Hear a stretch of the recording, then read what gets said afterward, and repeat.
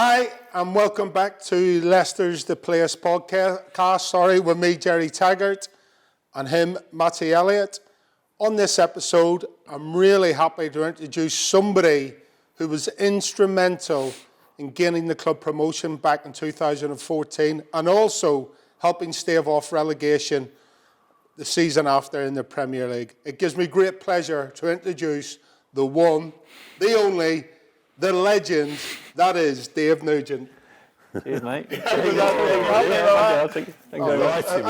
for me, that was good. I can relax now. You start jabbering. Love that text. Make him feel at home. Absolutely, that's what it's all about. It's a Dave Nugent show. What a legend. First time here as well.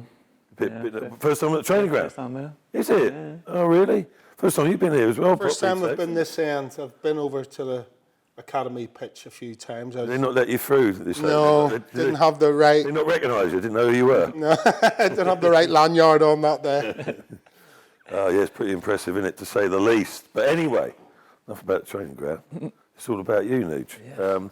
We've had the pleasure of I've had the pleasure of getting to know you over recent times, so feel quite at ease asking you a few questions. Might chuck a few personal ones in that you're not expecting, if you're up for that. But nice place, easy one to start with. Sure, all Leicester City supporters will want to know, what are you up to these days? It's not that long since you've been retired, is it? Two seasons ago, retired. Are you officially retired? Well, I've not put it out there, retired on Twitter or Instagram like everyone else does, but I'm not one of them people who want the sympathy or the messages coming through and stuff like that. But good man with that. I can't understand some of these players, isn't it? Okay, the very top players, but they can announce, all right, also I'm not top. Your time's gone. The very top, even better than Jerry. Yeah. No, just wasn't enjoying it anymore. Really, wasn't playing as much as I wanted to, so decided to call it a day. And now I'm just being a stay-at-home dad. Oh, yeah? Being a dad, yeah. Taking my daughter to school, taking her to gymnastics, stuff like that. Just doing everything that I didn't do when I was playing. Nice to have that time, isn't it? Yeah, I can't beat it. Waking up in the morning, your own time, just doing the routine, doing the school run, going to the gym, keeping fit and walking the dogs. I was with you until that going to the gym bit.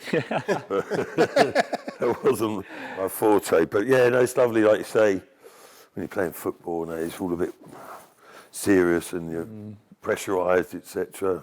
The kids feel it a bit as well, don't they? Yeah, well, you don't realise till you stop playing how much you don't get to do with them. The travelling as well, the travelling's a killer.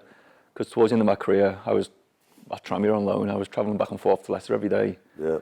Just because I just wanted to be at home. And that was probably the main reason. With lockdown as well, when you had that 6-month period where we weren't playing, for me, it was just that kind of tipped me over a bit. I was ready to stop. A lot of the boys these days travel fair distances, don't they? Yeah, but I don't think the fans get to see that side as well. You know, you get a lot of players who are really family-oriented and just want to be at home, and whether they're playing in London or Leicester, you just want to be at home because it's just comfort in it. So exactly. Again, harping on about our days, but I remember you had to be like a 20-mile radius. Yeah, 25-mile radius. 25 miles location, and that changed. Like the players become a little bit more powerful, etc. But like everything, there's pros and cons. You had to pay the manager 500 quid if you wanted to stay somewhere. No, I think when I was at Leicester, there was still some players who stay down on the Friday or a Monday night when the game was on the Tuesday or the Saturday. Yeah.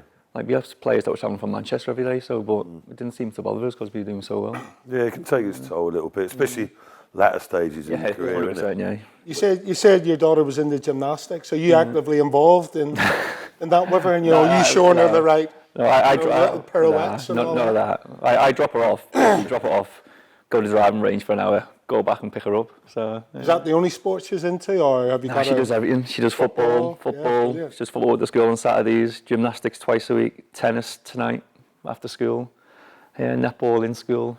Brilliant. Yeah, she's got my genes sporty wise, so hopefully she'll be some kind of sports person when she's older. That's what she wants to be anyway. Brilliant. You seem like you're enjoying some well-earned family time. At the moment, just sort of ticking over, making up for lost time. But have you got any definite sort of ambitions, aspirations, or area that you want to work towards, or are you just going to see how the flow goes? Just see how it goes. I'm just enjoying my time off. Obviously doing a little bit of media work with Leicester and Radio Leicester as well. So but I don't want to commit to it because I like my weekends off. Yeah. So if they need me, then I'm available, kind of thing. I wonder why he likes his weekends off. Well, exactly. There's nothing better sitting on your couch at 3 o'clock in the afternoon with a Corona in your hand watching soccer Saturdays. There we go. We finally got it out of him. A nice Saturday Corona when he should have been. Spend your whole career saying, I can't wait. Much as I'm assuming you enjoyed your football career, the vast majority of the time at least. But you spend it, seems a bit ridiculous now, but you say, I can't wait to have a weekend off. Like a Friday night, I can do what I want and stuff. Yeah. Listen, it's a great life, isn't it, playing football? But it's a short one as well, so you've got to enjoy it. But but you do look forward to the things you can't do. Yeah, like Christmas. Yeah. You know what I mean? Just having a drink at Christmas Day was like first time in a while. You know, it's nice. It's a small price to pay, isn't it? But it's that game on Boxing Day. It was just, you had to. Couldn't eat as much Christmas dinner as you wanted to. You couldn't have the puddings. Yeah. Well, I'm sure you had different ideas. Anyway. I don't think that ever affected us, to be honest, David. We just took the gamble, didn't we? So let's talk a little bit about your football career then. And instead of you enjoying yourself immensely as you retired, how did you actually get into football in the first place, and where did you start? No, it's just as a kid, just playing football for your local Sunday league side, weren't it? And I think I started really young. I was like 6, 7 when I first started kicking a football, like with my mates around school and the local team from the corner where I lived. I just played like every Saturday, Sunday, and just getting scouted, people coming up to you saying, you want to come here, do you want to come there? And I ended up signing for Liverpool when I was 7, like school of excellence back then. Yeah, all right.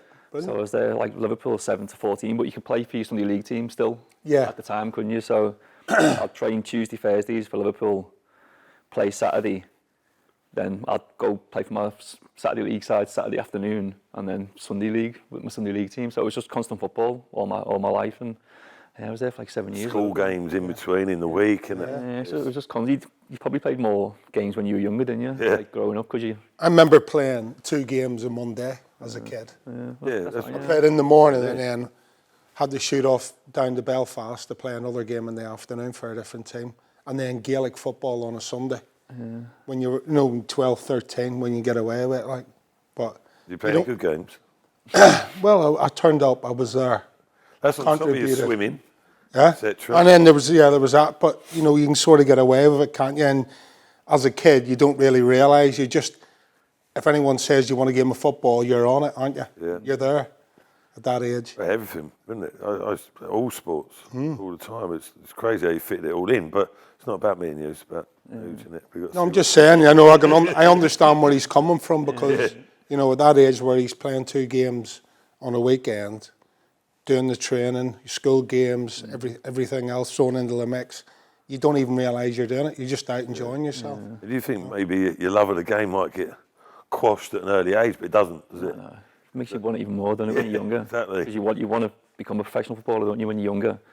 And just playing every day just leads towards that goal that you wanted, doesn't it? So what happened after that, Dave? After 14, what you say, 14? Yeah, I got released when I was 14 from Liverpool. Obviously, they have a meeting. Well, I was training at the time on the Thursday. They call your parents in and basically tell you, the parents, that you're not getting kept on, basically. So I kind of had an inkling that was going to happen. But then my mum and dad come out the meeting, I finished training and get in the car, and they're like, oh, you've been released. I'm like, well, where do we go next, kind of thing. Right. So but then 14... So it didn't sort of affect you too much mentally? No, I was still a kid. I was only 14. Like, I didn't really care. I still had goals to want to be a footballer. I just wasn't going to be at Liverpool. Yeah. And then 14, got released, went back to Sunday League again, playing weekends, every Saturday, Sunday. And then got scouted by Bury, and then... Yeah, that was when I was 15, and I made with Davey for Bury when I was 16. 16, So you had to go back to Sunday League. It's not like these days, as I understand it, that the clubs maybe assist players, certainly on some occasions when they get released. So they're not. They don't have that devastation of being sort of left in the wilderness. But no, I had none of that. I was just basically get released. Flow from one to the other. Yeah, I think it's changed now since the clubs are progressing. Like, you see players get released now, they get maybe a trial at a League 2 club, so they can they get go that way. But guidance, don't they? When you're 18, 19, it's hard to go to a club where you've been mollycoddled by a Premier League club for so long, never played a league game, and then you go into a League 2 game, getting smashed every week in training, thinking, oh, what's this? Yeah, no. They're not used to it, are they? It's a big issue, isn't it, even to this. I think it was more of a blessing for me getting released at 14 because I had time to adapt, to like League Two when I was 15, 16. Yeah. And then obviously working my way up. What was that like making your debut at 16? Oh, yeah, it was scary to be fair. I bet it was. Yeah, it was horrible because What division were Bury in at the time? it was the end of League One, so it would have been League Division Two. Would have been Division Yeah. Two. But we were relegated. Proper football. We had proper football. Yeah, like Gig Lane was just like a mud. Oh, yeah. Oh, it was horrible. But I came on well, my first start was against Peterborough. We were already relegated. Last game of the season, my first start, we got beat 4-1. But for me, it was just like 16 years old playing right wing. Yeah.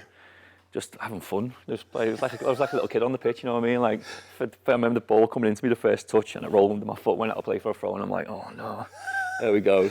But after that, he just grew into the game. Yeah. Every time I got the ball, I was just running and just kicked on from there, really. 16 is ridiculous, isn't it? Yeah. Think back at that level. Got straight in. You probably weren't even playing youth team, were you? No, well, I basically had a year youth team when I was 15, but obviously started the season was it's under 18s in it. But I was quite big for a 16-year-old. I was quite developed early, quite developed. So I was big and strong back then, and I didn't fear anything. I was just go and play and just enjoy yourself. Yeah. Just living back to your Liverpool time. Any players there with? No, not one. Any name that came through the same sort of time as you? There was a year older than me, called John Welsh. Right. He used to be he was at Preston for a bit, but other than that, he's probably the one who. Stephen Warnock was a year above as well. Steve Warnock, yeah, of course. Yeah, but in my age group there was nobody. Shows you, doesn't it? Like the minimal amount of players that actually come through, even at an academy or a school of excellence like Liverpool. Yeah, it's mad, isn't it? I think I was the only one who's basically. There might have been a couple who played League Two conference, but not to the heights where you think they stayed at Liverpool thinking they're going to get a better career. Where I got released and start from the bottom and work your way up. So yeah, it's difficult. Difficult. All that hard work, and then they go and sign. Yeah, so I mean, it's hard to get back into football when you get released at a certain age. I think it's. I keep on saying it, but if you're in an academy and you're there till 23 and not played a single game and you get released, no one's going to take you because you've got no experience in playing football. So yeah, but it's changed a bit now, isn't it? To 21's more emphasis, isn't it? I don't know how official that is or not, or whatever. But so Bury, well, he was there for a while. Yeah, 4 years at Bury. Yeah, just in and out of the team. Just had some seasons where I weren't good enough. Some games where I played really well and I get a run in the game in the team, but. Must have had little rumours about people would keep an eye on someone who's playing always playing on the wing. Age. Yeah, always on the wing. Always on the wing. Yeah, right. As a younger age, and then obviously I think Andy Priest. Priest. Yeah. He was player manager at the time, but he was a striker as well. So he'd bring himself on before me, kind of thing. Just to get his appearance fee and stuff like that. But in the end, he retired. He got Graham Barrow in as his assistant. Yeah.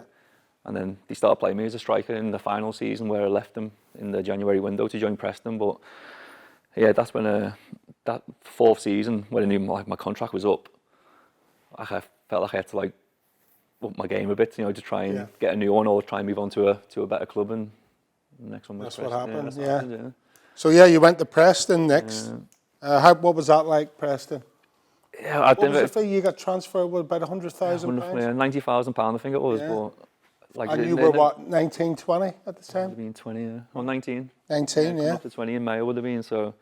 But that never nearly happened. I had Billy Davis was the manager. Billy Davis, yeah. Ned Kelly, assistant. Yeah. And I remember going into the office to do the contract with my agent, John Seasman, and we walked in. They've gone, there's the offer, blah, blah, blah. He went, nah, not having it. Walk straight out. I'm like, huh? So I'm thinking my move just has gone, fallen apart. The next day, he went, no, I'm not taking it. Walked out, got in the car, went back to Bury, started training. I'm thinking, what's happened here? I want to sign for Preston. He went, nah, it's not good enough. But I played on the Saturday. I think that was on the Thursday. On the Saturday, I played for Bury, scored a goal, and then Preston rang back up and said, listen, we've got a better deal for you. Come back in. Next day, till 2 days later, I've signed for Preston. It was scary because I'm walking, thinking I've signed for Preston Championship club here. About to earn a bit more money, and then it's just within 30 seconds of going into the meeting, it was over. I was thinking, oh my God, I've never been in a negotiation suppose ever since. Yeah. That's it. As a 19-year-old as well, your first time in a manager's office with it was horrible. your agent trying to negotiate your future, and then you've got what 1 or 2 days of like pure headaches, pure stress.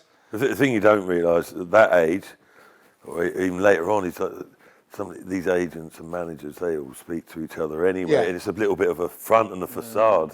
They sort of go through the motions, and that's why your agent would be like, "Don't worry, it's sort of really, a bit of a cover." It was a mad experience, but as I said, I've never been in a room when they've negotiated my contract since. You're sitting there thinking, I just let them go in. I'll stay outside in the car and just let them do it. Yeah, it was quite nerve-wracking. Well, I was with my agent since Berry till I retired. So I said, John, I trust you. Go in there, get what you can, and if it's good enough for you, it's good enough for me. So it certainly beats going in on your own back in the day as a manager. Like you said there, out of contract.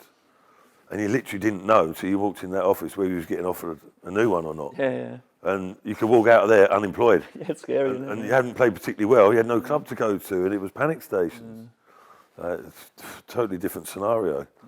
Well, I was on like 300 quid at Berry when I signed my first professional deal at 17.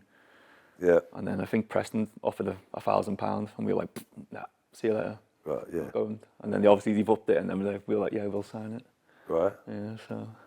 Yeah, it was a mad one, but I was just glad to get it over the line because my time at Preston was unbelievable. Loved every minute of it. Yeah. What are your memorable moments from playing at Preston? Oh, bloody hell! He was a character for a start, wasn't he, Billy Davis? Yeah, I love Billy Davis. Obviously, he signed me, but like he's a manager who got you going.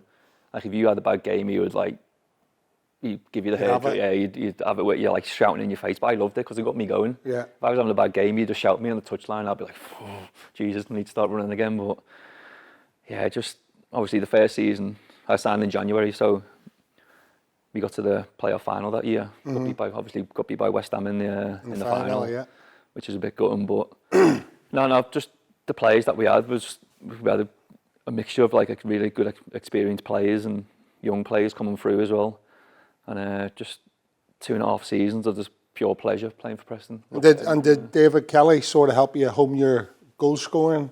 Well, he was just like every day, just training sessions, shooting sessions, finishing sessions. But he loved it. Like he was so enthusiastic about it. Like he wanted your players to get better. And again, there was obviously Billy, Ned, and Julian Darby as well. He was the coach.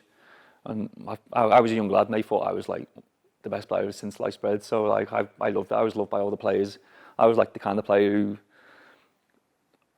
I'd get the ball and they'd expect me to do something. Like I was that player. Got you. So I wanted to get on the ball and do it for them to make them proud and stuff like that. Well, that's a good attitude to have. That's a good way to run your club, basically, as a manager, isn't it? Did the players ever look to you like that? Not Inspire really. us. Give you the ball. Do what you do, Gerald.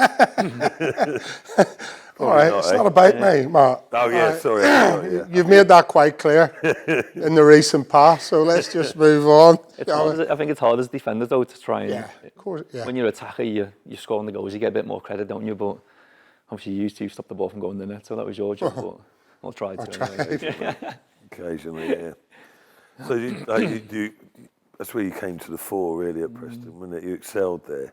Yeah. It's interesting that you say that about taking on the mantle, maybe, of being like the main man. A lot of players can't really handle that. I don't know if it's pressure or whatever, or that situation, isn't it? For you to take that on, that gets recognised and sort of sets you up for when you're playing at an even higher level down the line, isn't it? Yeah, but I think because I was so young, I was only 19, like I was just playing football like I was playing with my friends on the football pitch. Like, I wasn't really bothered about winning. I just wanted to play football and enjoy myself. And if they wanted to give me the ball and let me run at someone and create a goal or score a goal, then that was me. I loved it.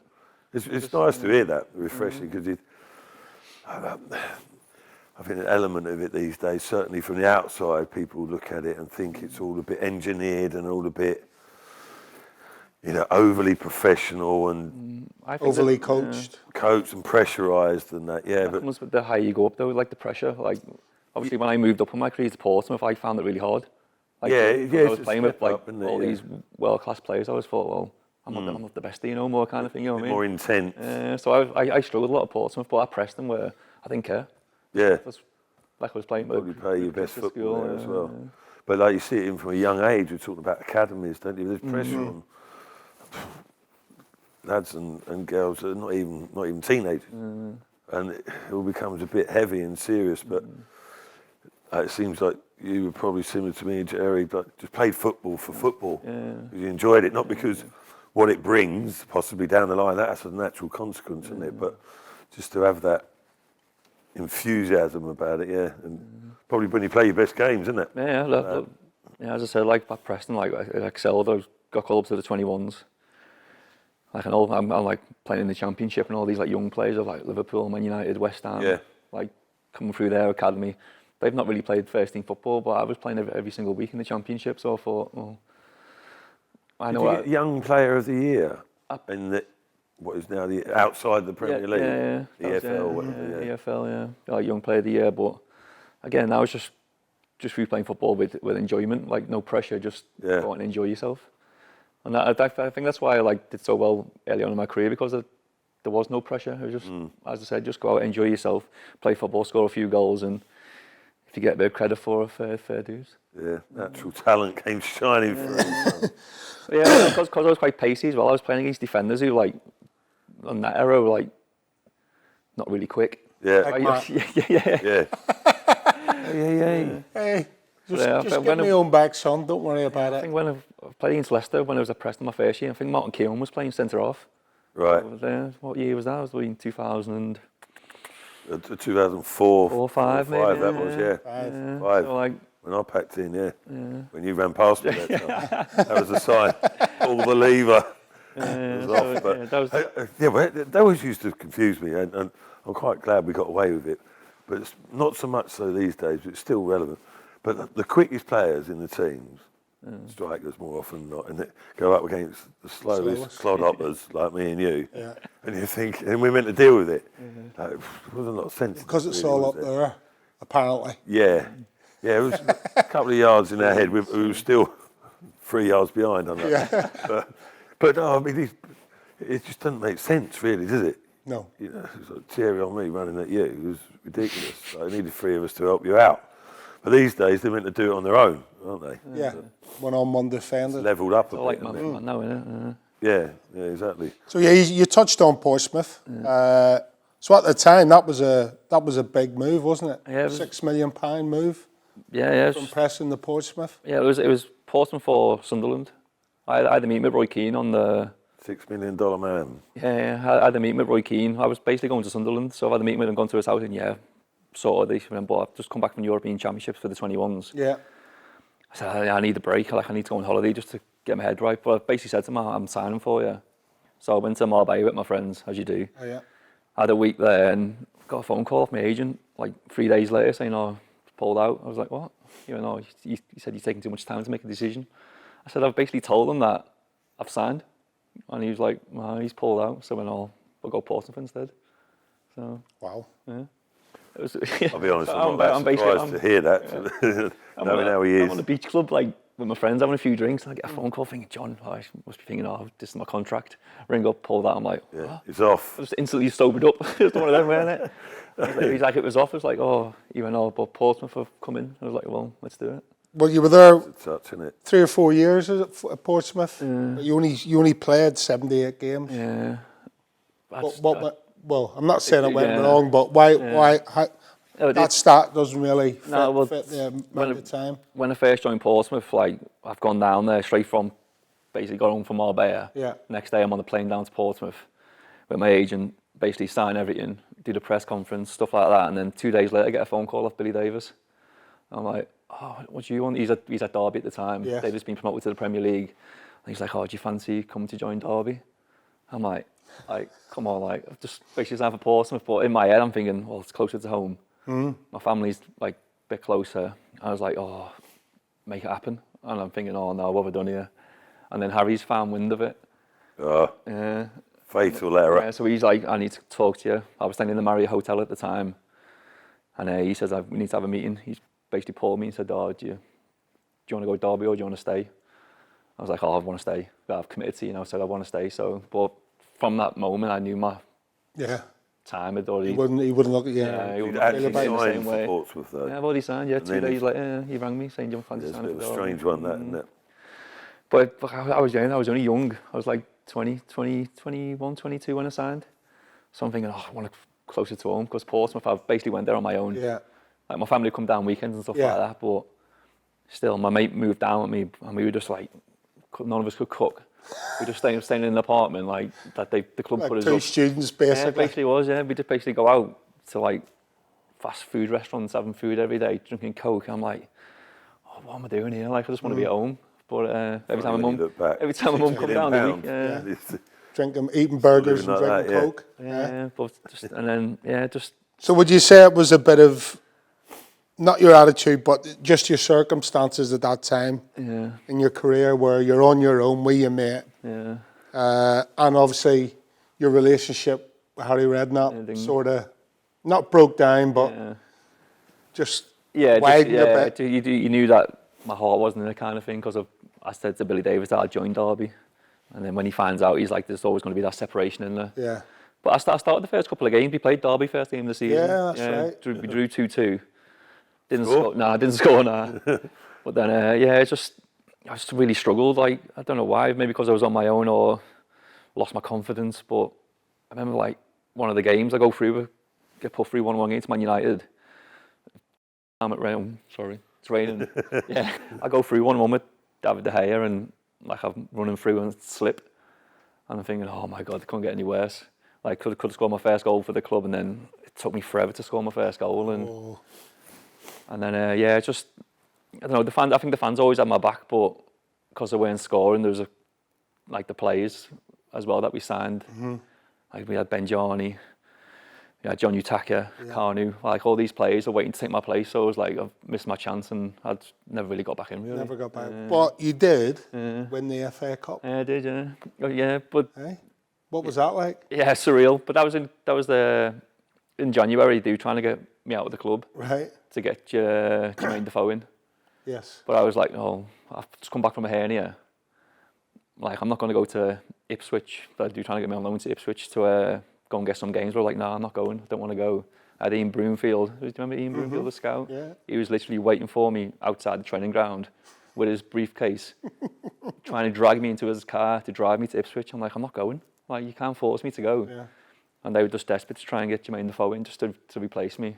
He came in the end, like, but he was cup tied, so he couldn't, like, that was my chance to, like, the FA Cup was my chance to, like, come on as sub and try and make an impact. And yeah, I remember like the third round we played Ipswich away, and I scored the winner to get us through. I missed the fourth round, missed the fifth round, but then came back for the six quarters, semis, and the final, which all came on in subs appearances. But surreal experience, like to get your hands on the cup and say like you didn't feel part of the makeup at Portsmouth, but you have a hand in winning the FA Cup. I suppose it's mixed emotions somewhat. Yeah, well, the league games, like I'd literally come on for like 5 minutes a game. Like, I'd Crouch, Defoe, Benjani, Kanu, John Utaka, and then me. So I was thinking, am I ever going to play? I was just going to say, you got some competition there. That's what I mean. Harry tends to have a Milan Barros turned up as well. I was like, oh my God, like he doesn't want me here. So, but my confidence was shot at the time. Like I was like, for all these players, like I just needed to get out and go out and load somewhere, start again. And it's funny from the outside. I have like a memory of you being, or an association with you being at Portsmouth, and I would have felt that you had a positive time there. You know, from the outside, just associate you being there. But obviously, the reality was a little bit different, frustrating and difficult. But dude, desperate to get me out, but I was like, I'm not going. Like, why didn't you want to go? Because I've had a hernia. Like I hadn't trained. They would basically just like shift me out just to go and train with someone else and try and play games and get fit. I was like, well, that could hamper my career, you know, going somewhere where I've not trained or played for like you've got to get yourself right first. I've got to get myself fit to like go somewhere. But you know, Harry had me in his office. Like the club offered me money to go. Well, I can imagine what that was like. Like, we'll give you this much amount of money, but said you can go and buy a car, you can buy watches. I'm like, I'm not bothered. Like, you know what I mean? I just want to get fit.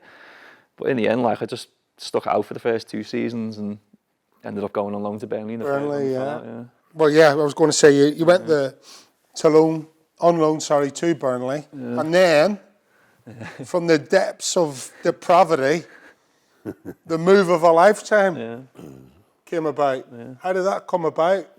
Well, my last season at Portsmouth, Steve Cottrell was manager, and that was my final season. That was probably my 4th year at Portsmouth, and he was desperate for me to stay.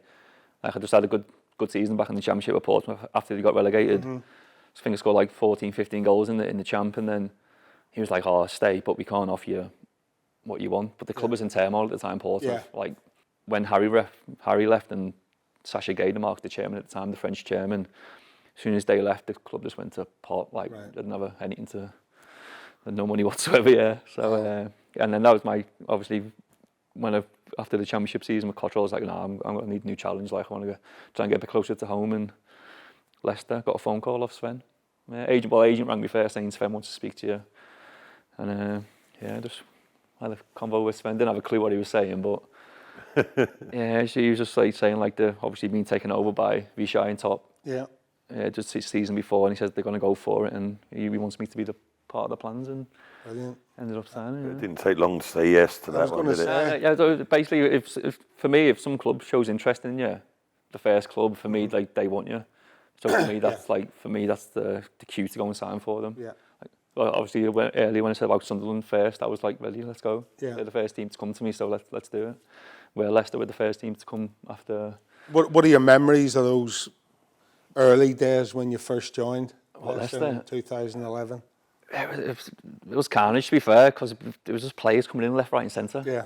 Like, obviously, Kasper signed that year, Bolkonczewski, Sean St. Ledger, Matt Mills, Gelson Fernandez, Neil Dans. Yeah. Matt Mills. Yeah. Ex-son-in-law. Still your son-in-law, son.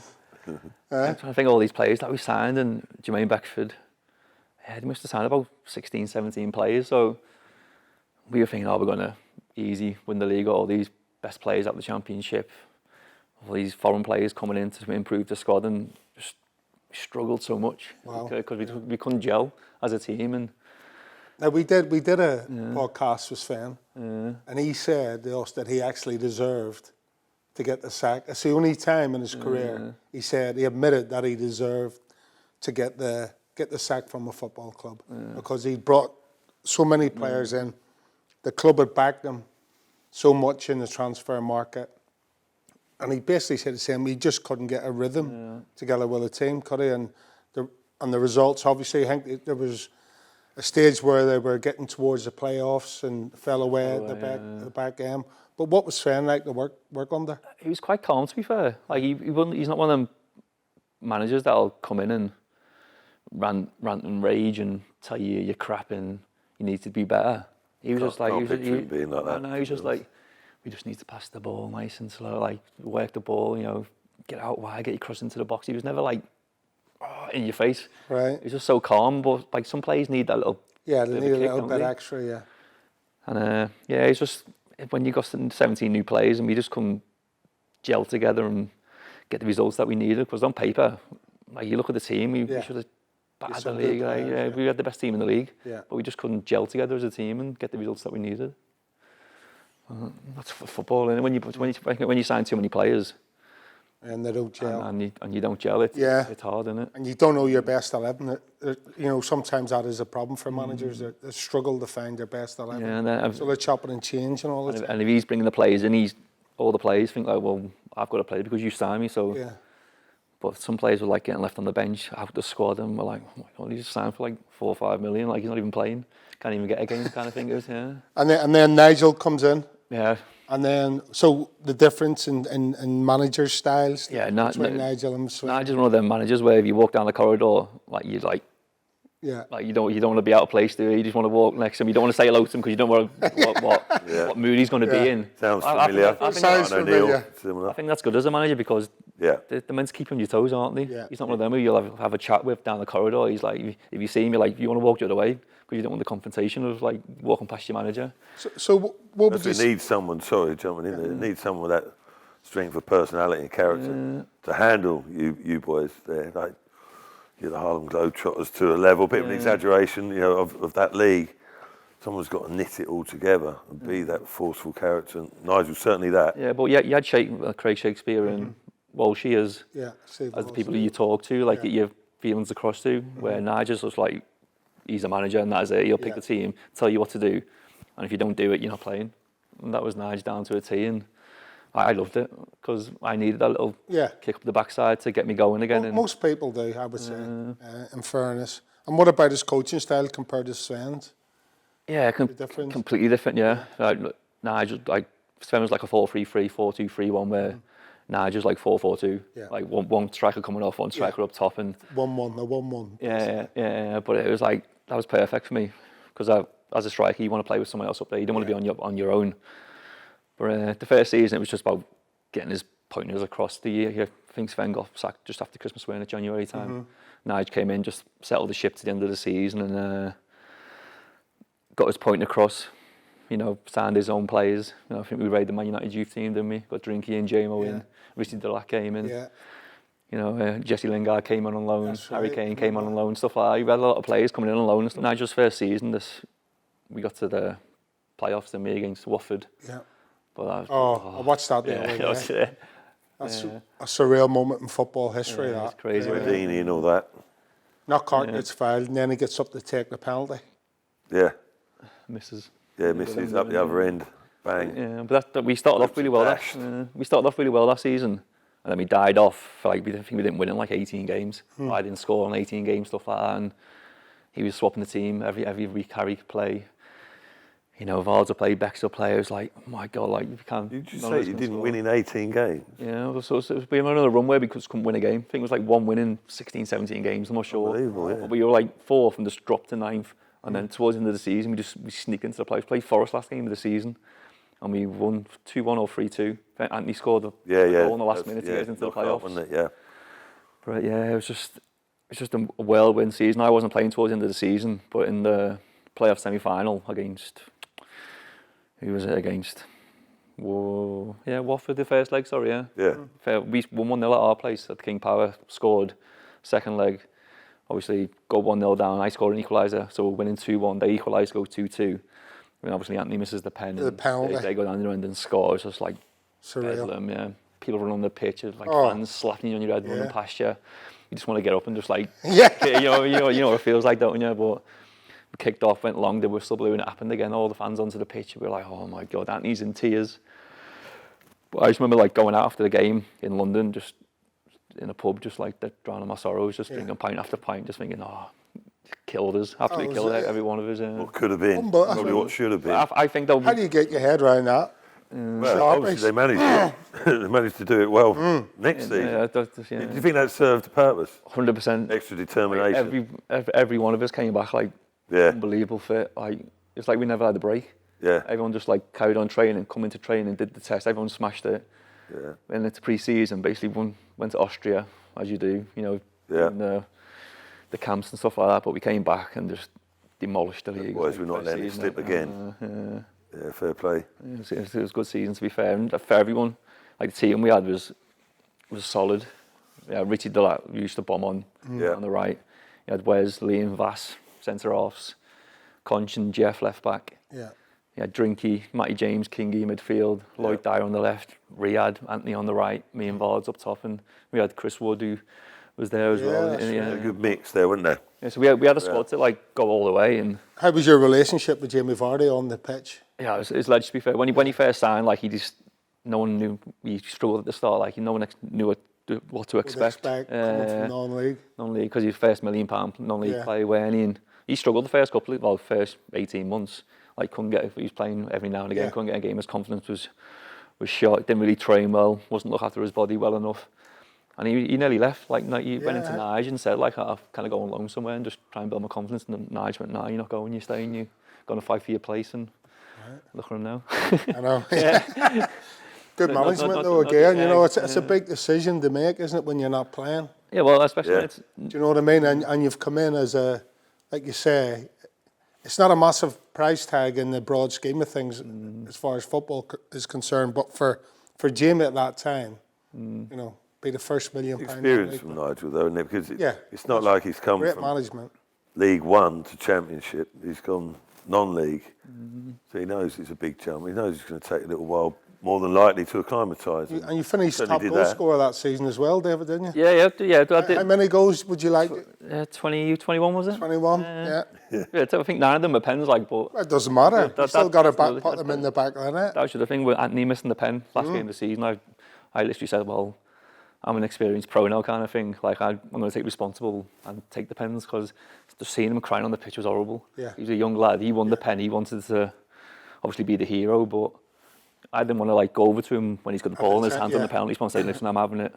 It was like, he's in the moment now. He's basically got to take it. And then once he missed, I was like, nah, that's it. I'm taking him from now on. And Love it. yeah, you get a few extra goals, don't you? That was like obviously the first season where I've been regularly like a penalty taker. Like I've never in took your pens. career? I've never took pens in my career. Right. Yeah, so that was On like that the recent first trip season. to Dubai that we were on together, I could see why you weren't a regular penalty taker. We weren't going to mention that. I told you I've got told Told to to miss. miss. Yeah, they had to win, didn't they? Oh, to keep And it Leo. dramatic, Yeah. Is that what it was? Man United team had to win. Yeah, Right, okay. I'll give you the benefit of the doubt on that one. But yeah, just having that responsibility of a older pro taking pens, and having that responsibility has just meant a lot to me. And then obviously it worked, because I think we were getting pens galore that season. And when you have wingers like Lloyd Dyer and Anthony Riyad on the right, it was just they were just jinking in and out of plays, like winning pens left, right, and centre. And it was just good to play with. Like Lloyd Dyer, I love playing with Lloyd Dyer. Yeah. He's so direct, like running down the wing. You knew what was coming. I knew what was coming, so I had to just make my run into the box. And Yeah. but with Anthony and Riyad, they were basically always coming inside and shooting. Yeah. So yeah, basically it was following for the keeper for the shots. Lloyd Dyer was just like getting the box for the cross, because you know what he's going to do, get to the byline, cross the ball. Even like Kingy as well. Kingy was like a 10, like a 10 kind of player, and every time I got the ball a bit deeper, I knew Kingy was going to be there, because he was one who was always breaking forward. Yeah. And obviously the relationship with Ards on the pitch was easy, because we were both grafters. Like we both worked hard and closed down defenders together. Nightmare for centre halves, you two. Yeah, we looked for each other on the pitch all the time, and it just clicked after that season when we started playing together. He turned up into training ground the first day.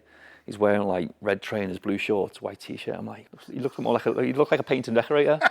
Like you're walking into the pitch with a cap on and stuff like this. I'm thinking, who's this guy? This guy's coming to take my place here. And he's just walked in like in a pair of like blue 3/4 shorts. I was You got a pair of them tags. red trainers on, like a white, Purpley pink, yours are, yeah. He's just wearing every colour in the book, and I was thinking, this guy's not taking my place, not a chance. Because you get that little rivalry, don't you, as strikers, when they sign a striker, you're like, well, I'm better than you. You got to think to yourself, I'm better than him, kind of thing. And obviously the first season, I was thinking, oh, it's crap, like, he's come from non-league, you know what I mean, one of them. But yeah, in my head, I'm thinking like, but obviously they've signed him for a reason, and obviously you see what he's doing now every season for Leicester, and you think, well, you didn't see that coming in the first 18 months. But no, obviously, best man. We had a good speech, had a lovely meal, had a few drinks, sang with Westlife at his wedding. So yeah. You did? Yeah, both of us did. You're a crooner, are you? Yeah. Don't mind a bit of Westlife. I can see that, actually. But that was. I'm not sure about Jamie singing, but that's not pretty, is it? No, he's not too bad, to be fair. You'd be surprised. Yeah. What's his go-to karaoke tune? Oh, it's got to be Flying Without Wings, hasn't it? Yeah, Flying Without Wings. Or Robbie Williams' Angels. Yeah. I did that at a wedding previously. I went to Craig Forsyth's wedding, a lad who played for Derby, and basically got up in front of everyone on the stage and sang Robbie Williams' Angels. Brilliant. That's after a few drinks. That if I'm sober, I'm not doing it. That could be the way forward some down the line. Yeah, You never know when you get a bit restless. Yeah, it's just get being into a with the karaoke family and bar. that. Just get a few drinks down me, I'll be all right.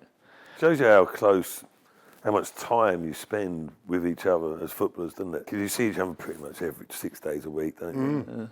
You know, away together, etc. Bonds are formed, don't they? Yeah, it does. And I think that season, like the team spirit we have, like that team that we had was every time there was a night out or a meal, everybody was there. It wasn't like, well, two would be like away. Everybody was there together, no matter what. Even if it was someone's birthday or. Did Nigel encourage that? Yeah, just you want a team, don't you? You don't want like individuals where like, oh, you get the odd couple where you think, oh, I'm not going to that, it'll be crap. But everybody went. Like we've seen it in Dubai, like when I've not seen Vas, Leo, Wes, Danzy. You know, I've not seen them for years. And we come together. It's like we've never been away. Yeah. And it's just like stuff like that. You just know, like they're going to be friends for life. Because sometimes it can be awkward when you haven't seen a player for quite a while. Yeah, but absolutely. when we're together, it's just like we've never been away. So I think When you get that click, that mixture, because it doesn't always happen, does it? no. But any team that I played with had success in relative terms, whether it's League Two all the way up to the Premier League. They always had that togetherness. They're not necessarily out boozing and drinking and doing things you shouldn't do, but collectively, like you say, meals or there were events going on or trips away, everyone was in the mix. Yeah, we never had, Coincided with being successful as well. we never had that many foreign players either. We basically had Anthony and Riyad and Vass. That was it. But Vass is just basically, you've seen him in action. He's an absolute cannon when he's out, and he's so good to be around the changing room as well, because he can get you up for a game as well. Riyad and Anthony, they're probably the two laziest people that I've ever come across when they first joined. But then after we've got older, them they work so hard for the team. Like after 3 months it was, because they went in and out of the team, just swapping all the time to whoever worked the hardest would play. So both of them just fighting each other to try and play in the game. And no, I think in the end they just adapted to the culture and just love being around the players. Yeah. Well, it showed, didn't it? Yeah, Let's face it, it showed. I was going to say it would have been interesting because they didn't really get given, or memory serves me right, too much opportunity to play in tandem in both the of them Premier together. League. I think maybe Nigel was a bit hesitant to let them loose because of the reasons you just said there, but that would have been interesting. Knockhard on one, Murray's on the other side. Yeah, it would have been difficult for me and Vards to make a run. Yeah. Both of them, you wouldn't even know what they were going to the ball coming but, in the box. But both Fairness, it wasn't bad the way it worked out, was it? I mean, both of them are unbelievable players. Like the skill set they had just to beat a player, and how they do it, I don't know. Because I was just direct, just closing. I'll get my goal from closing someone down and blocking it and running through a goal and score. I ain't going to take someone on and do a step over and put it in the top bin. Yeah. My goals came through hard work and graft, and that's just the way I played all my career. So you just mentioned it. Your memories then from that season, your first season back, Leicester's first season back in the Big Ten. Yeah. What are your memories from that season? At the start, obviously the Man United game for one. Obviously the first game we're playing Everton, drew 2-2, didn't we? Yeah. And but then that Man United game was just oh my God, this is the Premier League. I did a recent podcast with Sky about the game the other day with me and Wes on the camera speaking about it. It was just just a surreal moment, being 2-0 down within 15 minutes. That game, I was playing in the 10, and Nige just said, stay on Daily Blind, don't let him move. Your job is to man mark him. Yeah. And I was like, oh, all right, yeah. So basically, you see for the first 15 minutes, I'm just I don't even know where the ball is. I'm just following like this. I'm thinking, what am I doing? But obviously, Nige tells you to do it, you do it. But in the end, it worked. Because, we were 2-0 down. 2 unbelievable goals, and then obviously Leo scored the header to get us back into the game, and second half they went 3-1 up. I scored the pen to make it 3-2, and then they got a player sent off. Vards won 2 penalties, didn't he? Not sure if they were pens in this day and age, but they got a player sent off, win 5-3, and that's when you think to yourself, oh, this is the Premier League, this is what it's all about, but it just didn't quite seem to stay that way, did it, for quite a while? Yeah, well, moving on through that, so what would you say was your lowest point, or did you actually think at any time that we're going down here, lads, if this doesn't happen, or if that happens, or did you always stay positive as a group of players? Yeah, I think from the previous season, and the same squad that we had, we were always going to be positive. We weren't getting battered in games, we were always in games, we just couldn't get that goal to win us the game. We were conceding last minute goals.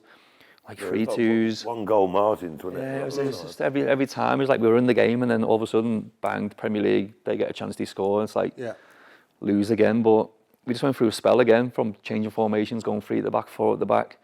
Leo was playing, brought in Andre Kramaric from Germany, and then it was just, just couldn't get a win, and just went to 3. I think we played Tottenham away, played 3-4-3, 2-0 down after 5 minutes. Harry Kane scores 2. We get it back to 2-1, 3-1, 3-2, and then I think, we'll get back into the game here, and I give a pen away against Tottenham, to make a 4-2. I'm thinking, that's it, game over. They scored it. I think that was the game to me. I thought, that's it, we're down, kind of thing. Because that game, yeah. No luck whatsoever. Like every decision's going against us, get beaten, I think, oh, that's it. But just that one game that just turned it around. It was just. Do you remember?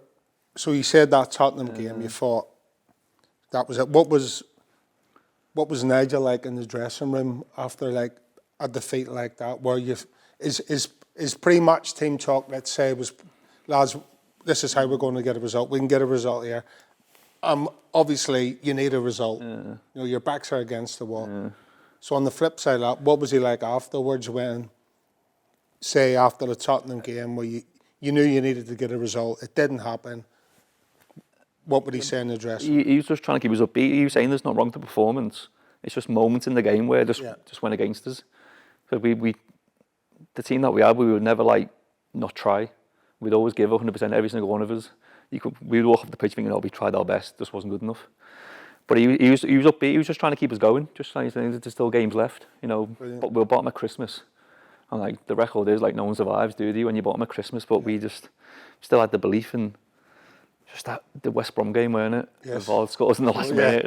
That's what kicked it all off. Just the belief that we had. And do you honestly believe that was? Yeah, it was just a crazy game because again we were getting beat in that game as well, 1-0. Yeah. And then I scored the equaliser, getting beat 2-1. I think Leo scores to make it 2-2, and then Vard last minute just running down the line. I'm thinking the lad tries to smash him on the line, and he skips past him, goes down his left foot and just puts it across goal. And just the fans behind the goal, everyone just wanted to get in and just like jump it because it was our first win in a while, and like we just forgot what it was like to win. And when you win a game in the Premier League, it just gives you that little belief to go on to the next game and try and get another win. And I think the next game was West Ham, weren't it? At home, 1-2-1. I missed a pen. Yeah, it's just game after game. We just believe in now that we're on a run. I think we lost to Chelsea in the middle of it, I think. But other than that, we went unbeaten for like a lot towards the end of the season and managed to get out of it. But, was it won 7 of the last 9? I think it was. Something shit like that. Unbelievable stuff. No one expected it for us to get out, but just the belief from the previous year of getting beat by Watford, doing so well in the Premier League. I mean, the Championship, the previous season before the Premier League, we just had that winning mentality still. Even though we weren't winning, in our heads we knew that we had the team to try and win something. It's like you say, if the performances are good, even though the results aren't, it gives you something to cling on to. Whereas, you know, if you're not creating chances or you know you're scoring goals in games, if you're not scoring goals in games, you're not creating chances, then the confidence can slip. And can win, can't it? Yeah, I think obviously that didn't happen. Yeah, we still had, but I think the belief that we had in the squad helped us throughout the season. Even if we were getting beat, we just had it installed us that we were winners from the previous season, and that was still in our head to win games in the Premier League. One player you haven't mentioned just yet, but be interested to see how much of an influence he had or an impact when he came into the equation. Esteban Cambiasso, who's still loved and adored by the supporters, as are most of you from that era. But what sort of character, as well as a player, was he? He's quite quiet, to be fair, but on the pitch he was a leader. Yeah. Didn't really talk much English at the start.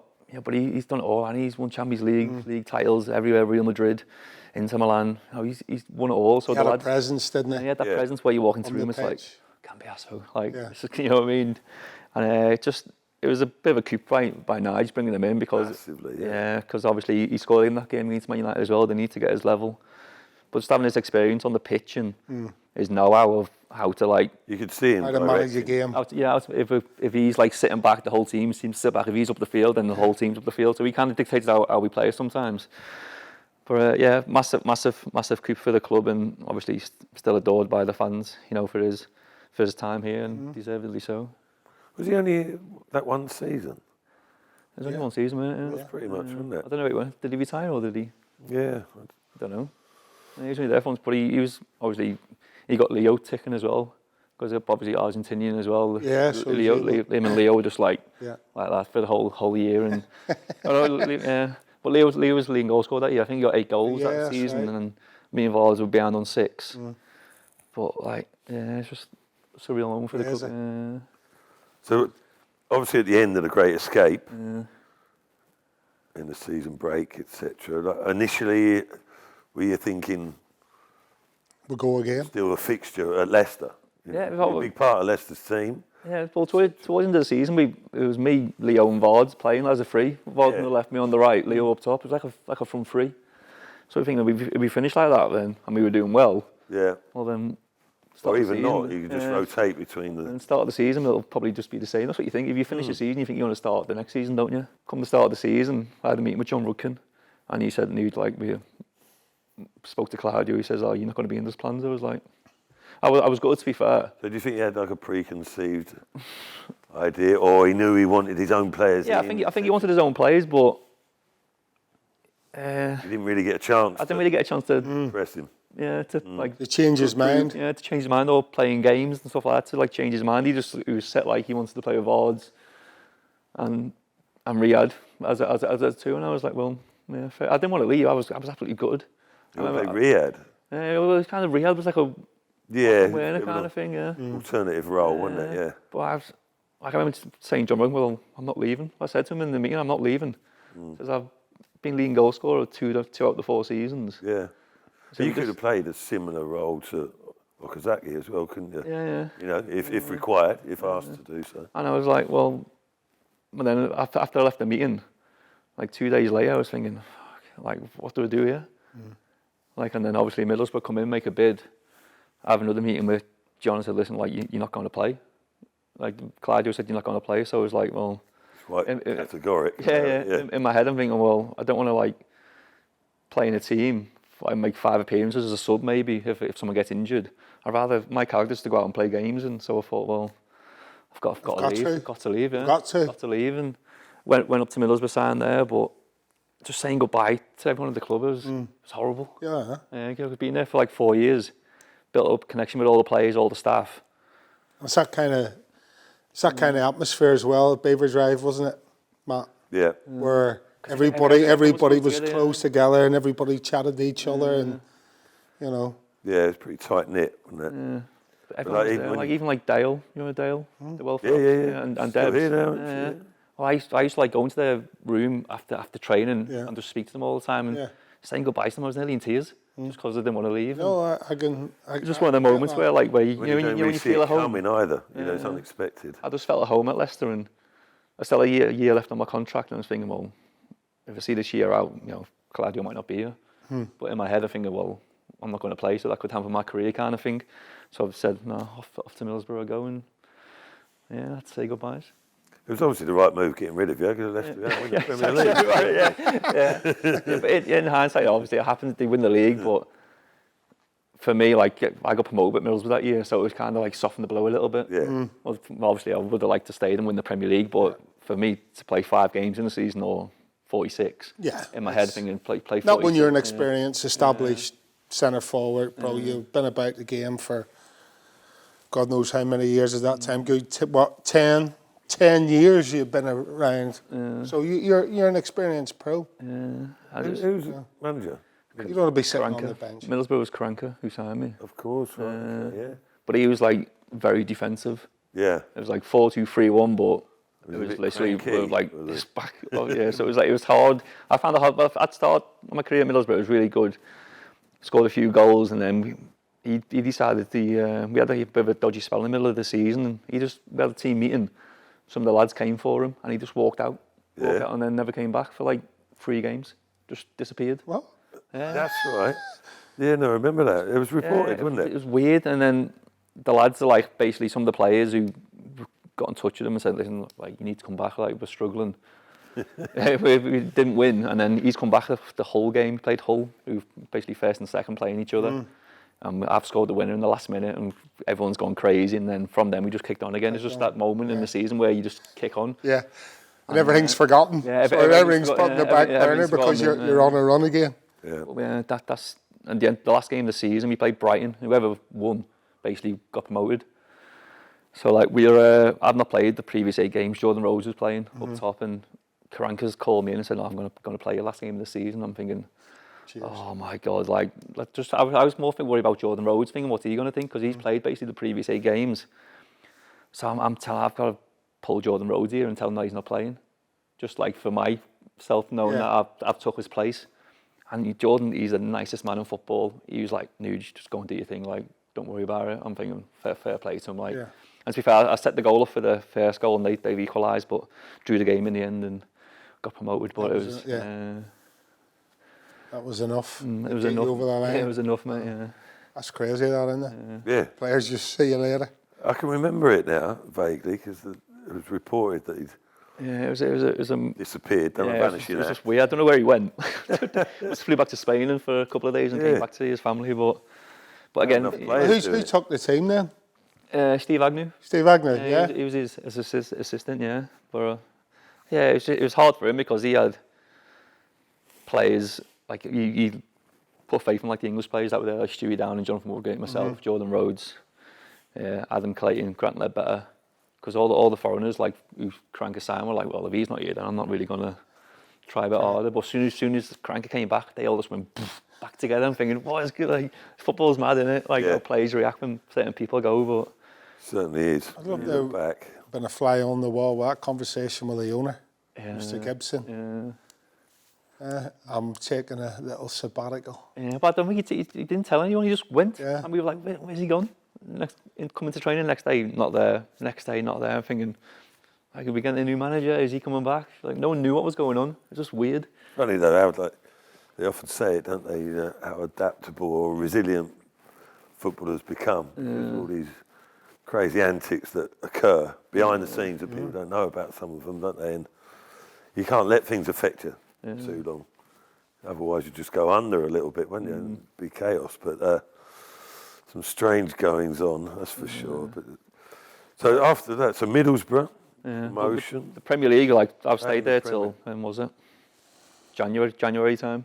But I went and played Isan Alvaro Negredo from Man City. I'm thinking, bloody hell, what chance have I got here? Spanish, both Spanish. Yeah. He's going to play every week. I might come on again like 10, 15 minutes, substitutes first game of the season. But other than that, it was either Negredo would play and it'll be me or Jordan on the bench. He's kept on swapping us on the bench. So I was travelling to West Ham thinking, who's on the bench here, me or Jordan? Jordan will be on the bench. I'm in London thinking, weekend, why has he brought me? Kind of thing. It's one of them. I love my time at Middlesbrough, a great set of lads, but I just thought to myself, like, I can't do this again. No. Like, I just want to play football. I was at an age where, like, I just want to play every game, and that's when Derby came in. I pre-packed my suitcase in my car because I knew I wanted to leave that much. And as soon as someone came in, I was like, gone. See ya. I didn't even say goodbye to the lads. Just in the group chat, see you later, bye. I've gone straight down the motor. But basically, I was living in Leicester at the time when I was at Middlesbrough, and Derby's like it's 30 minutes from my doorstep. I was thinking, this is perfect, absolute perfect. And you back with Nigel, of course. No, Nigel went there. It was Steve McLaren. Oh, of course, yeah. And Steve McLaren's the one who gave me my England debut when I was at Preston at the time. So Steve McLaren come in, show me videos of all my clips, give me the all my goals and stuff like that. You're 100%, aren't you? Yeah, one cap, In one England, goal. one cap, one goal. One cap, 20 What was minutes. that like making your debut for England? When I was at Preston, I got called up when I was at Preston, and like Paul Simpson was the manager at the time. Oh yeah, I remember that. And he's called me into playing Ipswich at home. I always score against Ipswich, always. So we're playing Ipswich at Deepdale, and he calls me and goes, "Oh, Steve McLaren's come to watch you." I'm like, "What do you mean?" He says, "Oh, like there's a couple of England players that are injured. Rooney was suspended. I think a couple of other players are injured." He said he's coming to have a look to see if he can call you up to the first team, see what you're like. And I'm thinking, oh my God, like I'm starting to shake in the room like this. And we've gone out to play the game. I've probably had the worst game of my life. Just like absolutely cacking it every time I touch the ball. After the game, I said, I wish you never told me. Because you can just play your natural game. Yeah. But in the end, like he called me up and said, listen, we're going to call you up. The PA's going to call you and arrange all your pickups and stuff like that. I'm thinking, oh my God, this is surreal, really. Who was in the squad? So who were the other players that were in the squad at the time that you were mixing with? Defoe was one of them, wasn't he? Defoe, because I stole his goal, didn't I? Yeah, future teammate. Defoe was there, Stewie Downing, John Terry, Rio Ferdinand, Steven Gerrard, Frank Lampard. What was that like, going in there? Well, when I turned up to the hotel, like I'm just like some 20-year-old kid turning up to an England camp, and John Terry's just standing there at the door. I'm thinking, what's going on here? So he's called me in, basically just put his arm around my shoulder and said, show me where everything was. Fair play to him, he didn't have to do it. And he showed me all around the hotel where the masseur room is, where the kit room is, where your boots will be and stuff like this. But like just going down for dinner, like it was horrible for me because I didn't know anybody. Yeah. I'm just sitting on the end of the table and just everyone's like in groups. It was like kind of cliquey back then. I thought like There's players been a from few Man City will be stories about there, that, yeah. Liverpool players will be there, Man United, Chelsea, like they all sit together. But like to me, it was just basically like he was in my Luke Young, Stewie Downing, Phil Neville. They're the ones like will come to me and like sit next to me kind of thing because they had no mates either. yeah, probably, yeah. They're just the lonely people are just sitting there on their own. Social outcasts. Yeah. But it was the two-legger. We played Israel the first game, but I was just in the squad, didn't make the bench or anything, so thinking, it's just for experience, just bring me on a trip. Then the Andorra game, like we're playing at the Olympic Stadium in Spain somewhere, and he says, you're on the bench. I'm thinking, decent. Like just to warm up on the pitch with the lads in the first half and before the game. And it was that time of the year, with England, he was under pressure, Steve McLaren. And it was 0-0 at half time against Andorra, and the fans are just heckling him, like, get him out kind of thing. And Steven Gerrard just popped up out of nowhere, 60th minute, scores 2 goals, quick fire. 70 minutes comes up, he goes Nugent on. I'm thinking, here we go. Yeah, I'm walking to the touchline, I'm like, my legs are shaking like this, and thinking, oh my God. Love it. And I come on, and I'm thinking, the first pass, Gerrard gets it and just wraps it in. My first touch was perfect, and I thought, this is it now, I belong here now kind of thing. And I had a chance just before, just hit a shot wide, and thinking, that's my chance over now. And it's like 93rd minute, and like Jermaine Defoe goes through 1-on-1, shoots, keeper saves it, but it's rolling towards the line, and I'm like, I'm getting this, I am getting this. You're on it. And I've never ran so fast in my life. People saying it was still over the line at the time, but I've just got there just in time and kicked it in, and like the celebration, I'm like, it's my goal, it's my goal. And he's like, nah, it's not. And like all the players after the game are thinking, it's Jermaine's goal, it was over the line. I'm thinking, it's my goal. And I had to have an interview with ITV after the game, and they were like, congratulations on your first goal. Kind of thing. I was so happy, but all my family were there as well. Were they? Their agent was there, 2 best mates were there from home. So They all came over. They all came over. It's your goal though. Even though they didn't know I was on the bench. It's your goal because it says so on this bit of paper. So I'd say that, yeah. it's his goal, Jermaine Defoe. Yeah. And that's that. Talking to a one-cap wonder not so long ago, weren't we? Steve Guppy. Steve Guppy, yeah. He didn't manage to score, no. See. No, he didn't. There's not many of us. No, he didn't. No, that's great stuff, that. It says here somewhere, but I've lost the fact, but it's that you're the last player to represent England outside of the top Premier League. Yeah. There's been a couple of us that have done. I think Jay Boyfroyd's done it, hasn't he? He did it. Steve Bolt, that previous one, before this your era, that, isn't it? That's prior to Premier League, that, isn't it? Bully. Yeah. 86. Yeah, I think there's not many that one cap wonders, are there? 1 cap, 1 goal. There's only like 4 or 5 of us in there. Is there? Yeah, I think. You're an elite. Yeah, squad. we're in an elite. Yeah, an elite group of players. Yeah. You take that to your grave. Have it on your stone, mate. Have it on there. Exactly. 100% there. So, okay, so we'll say, what about players that you hated facing, or who was like the hardest player, the most difficult centre half, or the most difficult back four you ever came up against, and you thought, nah, can't get anything out of the league? I'd say the Man United defence with Ferdinand and Vidic. Yeah. Like I played against Vidic when I was at Portsmouth in a league game, and he just absolutely nailed me. Like, give me the worst dead leg I've ever had in my life. And when you try and hobble off, like try and run it off, I couldn't. I had to come off at half time. Just because it was that painful. I'm not one for like coming off for like injured and stuff like that. I hate it, but I literally couldn't walk. But he was just horrible to play against. He was all over you. Rio had the pace. Yeah. And Vidic was just like the monster who like just come through you no matter what. Win the ball, but you make sure you take a bit out of you as well. He was I was a player. You the Rio, yeah? No, he was. Comparing us to Vidic and Ferdinand. No. Let's not go there. Sattler, Moldorf. He's some player Ferdinand, though. There's some nice clips in Dubai, weren't there? Used to playing as well. Yeah, occasionally. Jerry falling over a couple of times, a couple of times. Jerry fell over with no one. There's a video out there of me falling over in Dubai. My wife has great pleasure in showing everybody she knows that video clip that Conrad Logan put on. Yeah. WhatsApp, great. Well, I say Conrad Logan. So on the flip side of that then, David, players that you mentioned Ipswich was a team that you always fancied. Now that's a good question because everyone talks about Jamie Vardy's record, his goal scoring record against various teams. I think it's Arsenal. He scored more goals against than any other team. Yeah. Why is that? Why do you think players have that knack of scoring against certain teams? It's a weird one, isn't it? I don't know. Just every time I played there, I got grief for some reason. And I was like, I think I played there for Preston one year, scored 2, but I was like hammering the fans. Like, when you stand in front of them with your arms out aloft and they're all like throwing stuff at you and giving you all this jib. And every time I go back, when they boo you, it kind of like urges me on to do a bit better. And every time I got the ball at Ipswich, I just thought, well, I score every week, someone's going to shoot. So I had that in my head. I wish I had that in every game that I played in. But it's crazy, my record against Ipswich, I think I played like 15 games, scored like 17 goals. Wow. Like, it's ridiculous. Like, against them. I played for England 21s at Portsmouth Road and even scored there again. It was just like, every time I went there, I scored. Wow.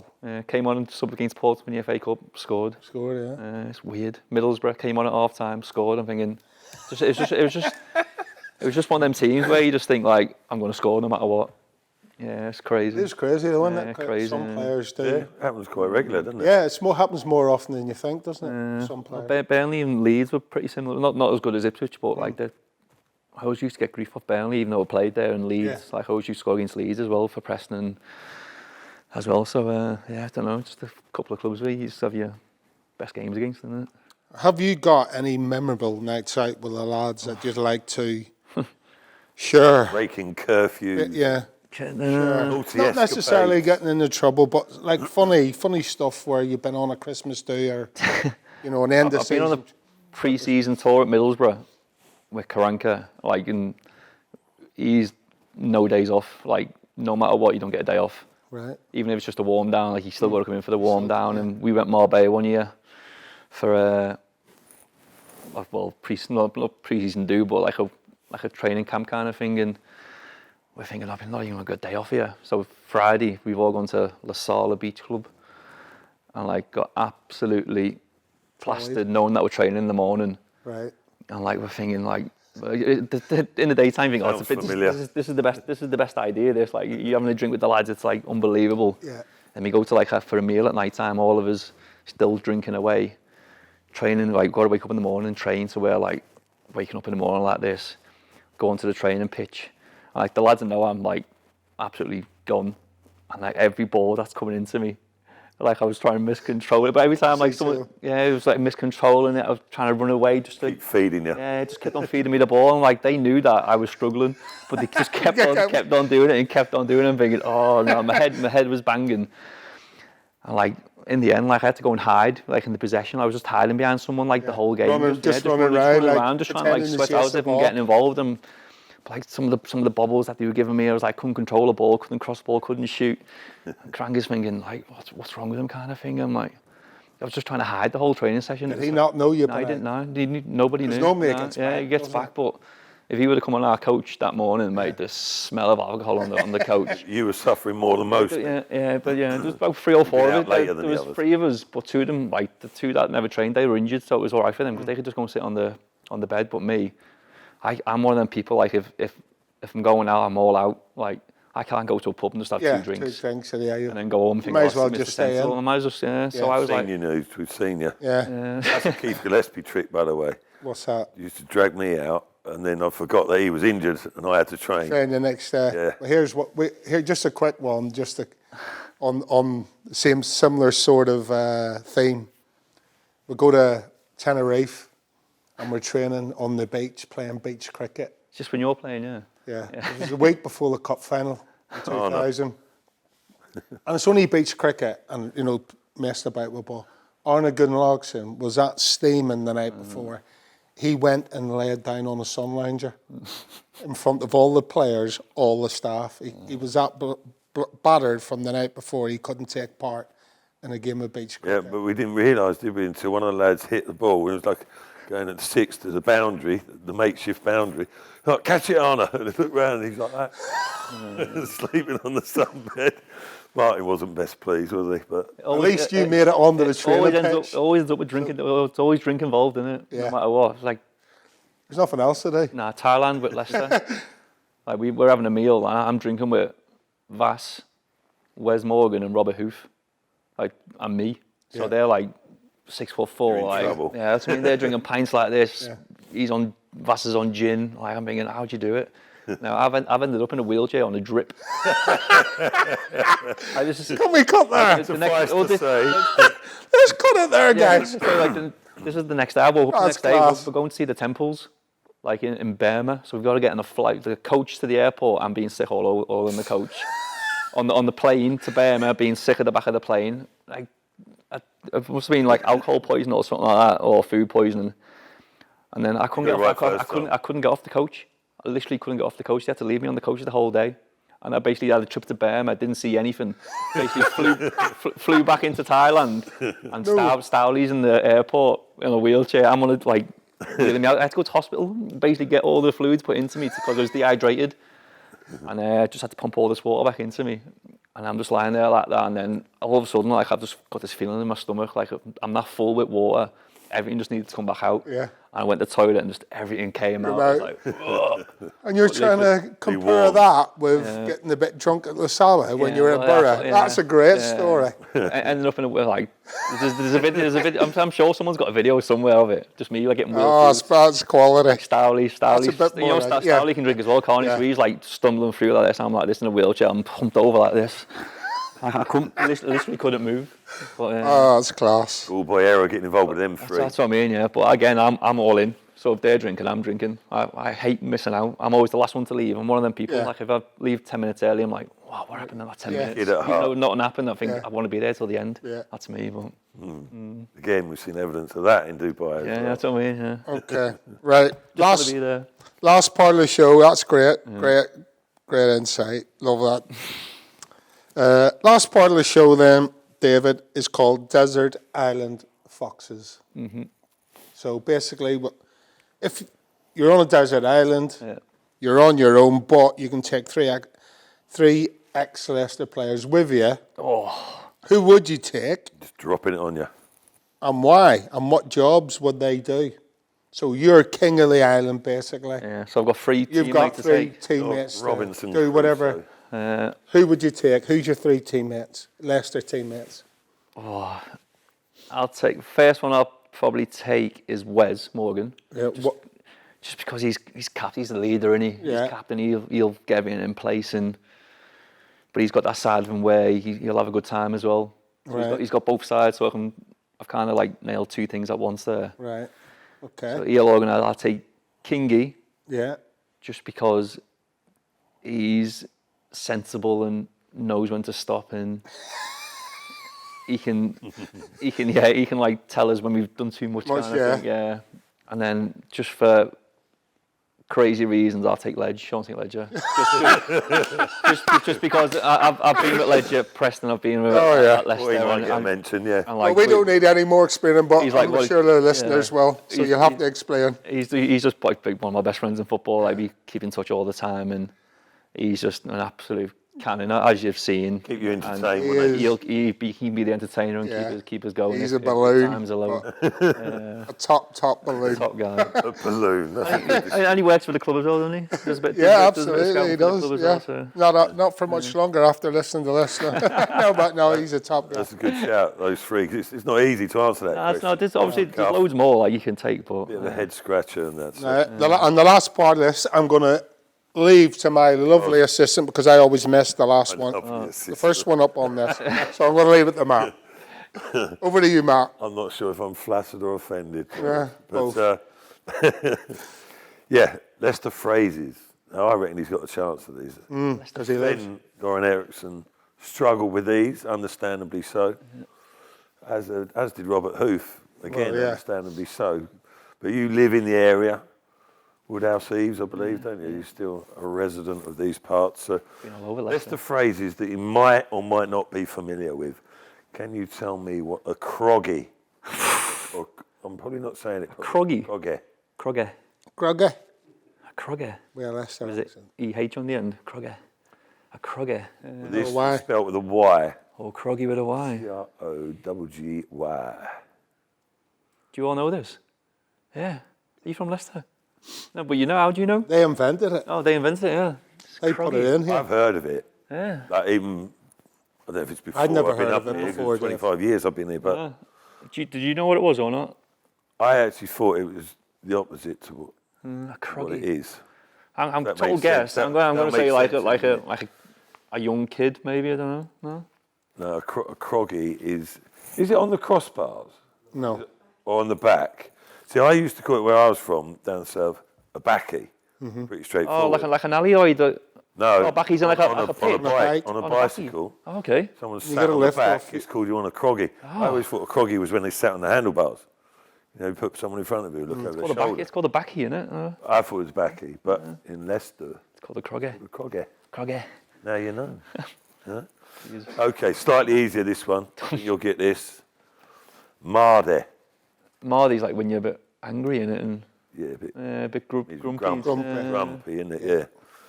A bit, pretty straightforward, that one. Mardy.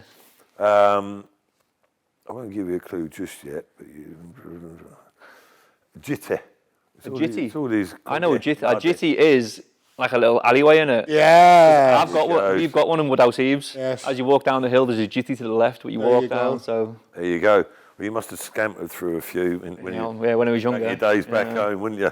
Back in Growing the I up. think robbing a few Dave seats. is actually Kids winning jumping and all that. 2 out of 3. 2 out of 3 I so think far. no one's got 3 out of 3 yet, have Yeah, they? yeah, that's just because I walk. Croggy's the one that does. Croggy. I go down a jitty every day. I don't know which one it is, but I Yeah. go down it. I walk down it anyway. Well, the croggy one, I've asked people 5 times and I've still forgotten what it is. You get the wrong end of the bike. But there you go, not bad news. Is Happy that it? with that. Better than 2 out of most. That's 3? it, mate. Pain's over. Probably a bit more than that. Short and sweet. Well done, mate. So, but it's been a pleasure, Nuge, as always. Yeah.